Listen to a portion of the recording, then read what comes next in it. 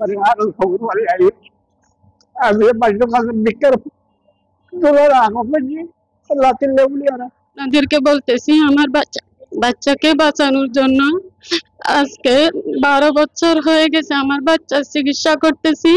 সবাই আমাকে সাহায্য করবেন, আমার একটা কিডনি নেই, আমি বাঁচতে চাই, আমাকে সবাই সহযোগিতা করবেন। 2014 সাল থেকে কিডনি রোগে আক্রান্ত 10ম শ্রেণীর ছাত্র মোহাম্মদ জিহাদ বাঁচতে চায় আপনাদের সাহায্য নিয়ে।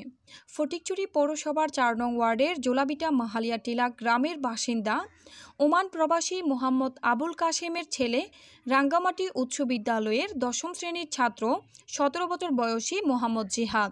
उनके लकब दिले खाने का खाना नहीं आई हम सज्ज परिवार खबर वाली आई अब ये बच्चों का दिक्कत दोनों आंखों में जी लाती लेवली आ रहा और अब तो खोल किस बात बाकी रहे खोल चलो बारी आई हूँ बस क्या मानो আমরা ভবনটা হাত বাড়াইয়া না ভবন শিশান গরিব পারে যায়। 2014 সালে কিডনির সমস্যা দেখা দিলে ডাক্তারের পরামর্শ অনুযায়ী 2018 সালে ইন্ডিয়াতে নষ্ট একটি কিডনি ফেলে দেওয়া হয়। মা লিলু আক্তার ছেলে মোহাম্মদ জিহাদকে নিয়ে আবারও নতুন করে স্বপ্ন বুনতে শুরু করলো একটি কিডনি নিয়ে হলেও বেঁচে থাকবে মায়ের পাশে জিহাদ। আমি আপনাদেরকে বলতেছি আমার বাচ্চাকে বাঁচানোর জন্য আজকে 12 বছর হয়ে গেছে আমার বাচ্চার চিকিৎসা করতেছি, এখনো আর পারতেছি না। 2014 সাল থেকে শুরু হয়েছে যে 2014 সাল থেকে শুরু হয়েছে যে এখন 12 বছর আমার বাচ্চা এখন বাঁচতে চায়। আপনারা আমার বাচ্চার জন্য সহযোগিতা করার জন্য আপনাদেরকে অনুরোধ জানাচ্ছি।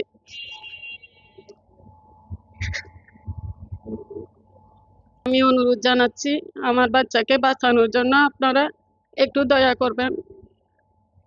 কিন্তু হতভাগা ছেলের আবারও বছর না যেতে দ্বিতীয় কিডনির সমস্যা দেখা দেয়। ছেলেকে বাঁচাতে প্রবাসী বাবার উপার্জিত টাকা দিয়ে দীর্ঘদিন চিকিৎসা দিয়ে আসলেও বর্তমানে চিকিৎসা খরচ ব্যয়বহুল হওয়াতে চিকিৎসা একা পিতার পক্ষে ব্যয়বহুল চিকিৎসা বহন করতে না পারায় দেশ প্রবাসী আত্মীয় স্বজন ও এলাকাবাসীর কাছে সন্তানকে বাঁচাতে সহযোগিতা কামনা করেন। 2014 থেকে ওনার রোগটি ধরা পড়েছিল।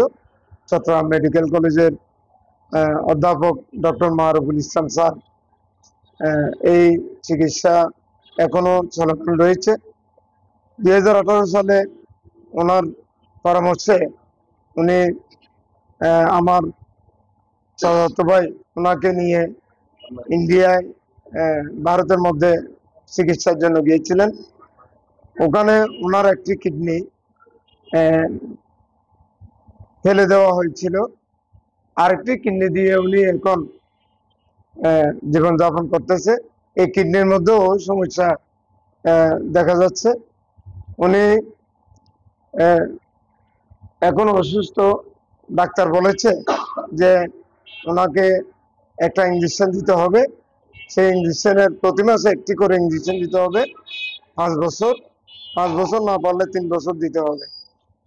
এই মারুফ স্যার অধ্যাপক ডক্টর মারুফুল ইসলাম স্যার উনি ওনার চিকিৎসাধীন আছেন চট্টগ্রাম মেডিকেল কলেজের ডাক্তার।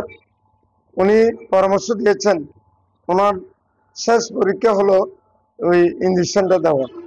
ইঞ্জেকশনটি ব্যয়বহুল হওয়ায় একটি ইঞ্জেকশনের মূল্য দেখানো হয়েছে 40,000 টাকা। সেখানে আর কি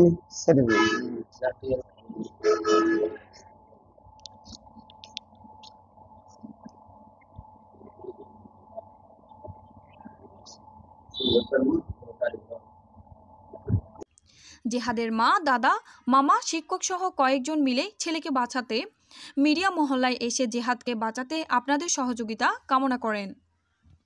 এর আব্বা মস্কাট প্রবাসী, এখন তাদের মানে ব্যয় করার মতো আর সামর্থ্য, চিকিৎসা করার মতো সামর্থ্য নাই। সেই জন্য আমি এবং সাধারা সহ আমরা লাইভে আসছি। আমরা দেশে এবং প্রবাসের ভাইদেরকে আমার বাগিনার জন্য সাহায্যের হাত বাড়ানোর জন্য একটু সহযোগিতা চাচ্ছি।